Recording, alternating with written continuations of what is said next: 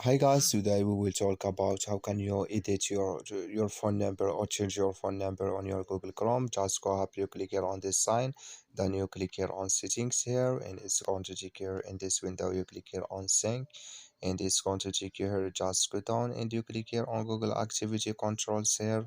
So then it's going to take you to this window. Just keep going down, and you click here. So see all activity controls here, and you just keep going down here and you go down again. You click here on go to your Google account here, and it's going to take you to next step here. So all you have to do now, so you just click here on privacy and personalization here, and it's going to take you to next step, and you click here on privacy checkup, and it's going to take you here, and you just click here on next and keep click here on next.